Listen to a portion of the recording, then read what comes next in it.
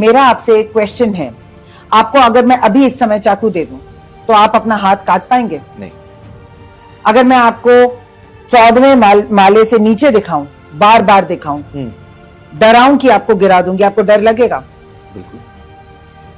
इंसानों में survival instinct बहुत स्ट्रांग होता है। हम में से कोई अपनी जान नहीं ले सकता। मेरा ये मानना है कि सारे सुसाइड्स एक एंटिटी अटैक होते हैं।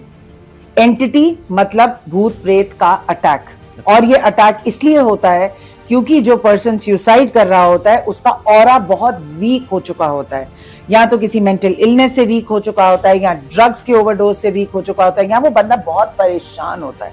जब भी कोई आदमी बहुत परेशान होता है, उसका ऑरा वीक हो जाता है, ये स्पिरिट्स उसको एकदम इजीली पोजेस कर सकती हैं और वो उस इंसान से सुसाइड करवाती हैं।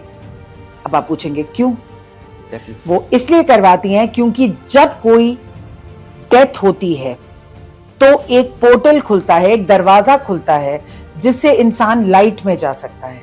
अब वो जो आत्माएं हैं वो तो लाइट में अपने टाइम पे नहीं गई किसी ना किसी वजह से, लेकिन उनको पता होता है कि अगर हमने इसकी डेथ करवा दी तब जब वो दरवाजा खुलेगा हम भी लाइट में निकल जाएंगे। Okay.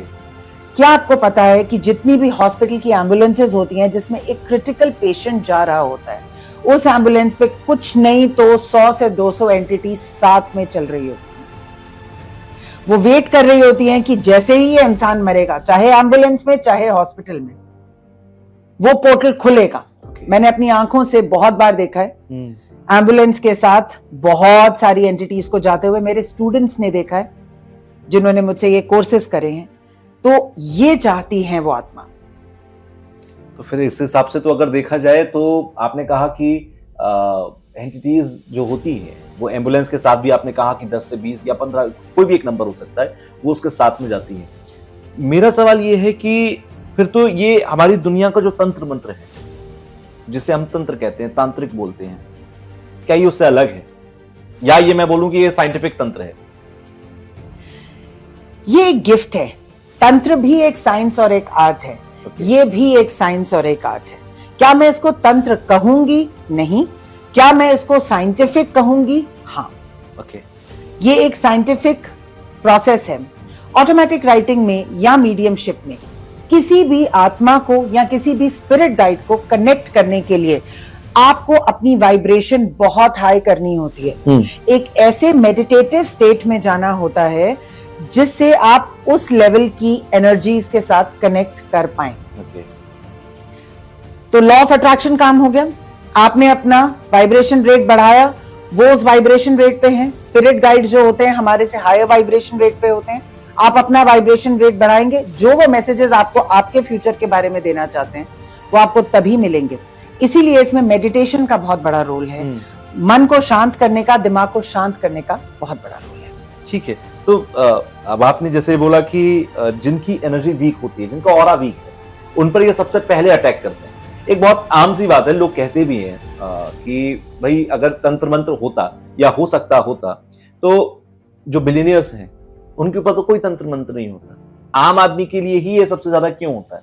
तो क्या ये साइंस वही है कि उनका ऑरा क्योंकि बहुत पॉजिटिव है या फिर बहुत स्ट्रांग है, मैं ये बोलूं, और आम आदमी क्योंकि कई परेशानियों में घिरा हुआ है? आप जैसे कह रहे हैं कि परेशानियां मतलब ऑरा वीक होना, तो क्या ये एक रीजन है? मैं मानती हूं कि तंत्र मंत्र किसी पे भी किया जा सकता है जिसका ऑरा वीक है। जरूरी नहीं है कि जिसके पास पैसा है उसके पास परेशानी नहीं है। हो सकता है कि वो लोग भी बहुत बीमार हों, मानसिक रूप से बीमार हों और अपना ध्यान ना रखते हों, लेकिन वो क्या करते हैं कि वो बहुत सारे पंडितों और विद्वानों से अपनी पूजा और अपनी क्लियरिंग कराते रहते हैं। इसलिए उनको ज्यादा इसका फर्क नहीं पड़ता। लेकिन जो आम आदमी है जिसको पता ही नहीं कि वाइब्रेशन क्या है, रेट क्या है, वो इसमें सबसे ज्यादा फंसता है। ओके, तो ये स्पिरिट्स से आप कांटेक्ट करते हैं या ये स्पिरिट्स आपसे कांटेक्ट करते हैं? जैसे अभी आप यहाँ पर हैं, मैं आपसे बात कर रहा हूँ, अभी भी यहाँ बहुत सारी स्पिरिट्स, आपने कहा कि इस कमरे में भी पता नहीं कितनी नंबर ऑफ स्पिरिट्स हो सकती हैं, तो क्या ये आपको अलाउ करती हैं कि ये आपसे बात करना चाहती हैं, या आप इनसे अलाउ करते हैं बात?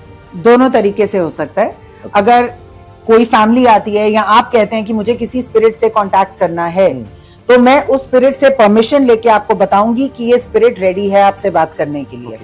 तो ऐसा ही माहौल बनेगा, आप बैठेंगे, मैं बैठूंगी और स्पिरिट बैठेगी, और स्पिरिट क्या आप मुझे बोलेगी मैं आपको बताऊंगी, आप जो पूछेंगे मैं स्पिरिट को बताऊंगी। ओके। ये बिल्कुल पॉसिबल है। क्या हम स्पिरिट से खुद से बात कर सकते हैं? हाँ, कभी कभी स्पिरिट्स भी हमें आके मैसेजेस देती हैं, जो बहुत परेशान होती हैं, जो क्लियर नहीं हो पाती, वो रात को आती हैं, दिन में भी आती हैं। ओके। स्पिरिट्स आपके पास कभी भी आ सकती हैं। कहते हैं कि रात का 12 बजे का समय है, रात का 3 बजे का 3 AM स्टोरीज तो फेमस है पैरानॉर्मल वर्ल्ड में। तो क्या ये समय का भी कोई हिसाब है इन पैरानॉर्मल वर्ल्ड से, या फिर जो स्पिरिट्स हैं? बिल्कुल बिल्कुल, ब्रह्म मुहूर्त शुरू होने से पहले का जो टाइम होता है, स्पेशली 3 से 4 बजे का, ज्यादातर 3:33 ओके। और 12:12, इवन 12:12 इन द डे, और रात के 12:12, ये सारे टाइम्स जो हैं ये बहुत ही पैरानॉर्मल एक्टिविटीज के लिए हाई होते हैं, क्योंकि इसमें हमारी नेचुरल जो सूर्य की ऊर्जा है, जो हम दिन का पॉजिटिव वाइब्रेशंस हैं, ये सब नहीं रहती। मैंने आपको कहा कि इंसान अकेला नहीं धरती पे रहता, बहुत सारे लोग रहते हैं, बहुत सारी स्पिरिट्स रहती हैं, बहुत सारी योनियां रहती हैं, उन सब का भी अपना अपना टाइम बंधा हुआ है।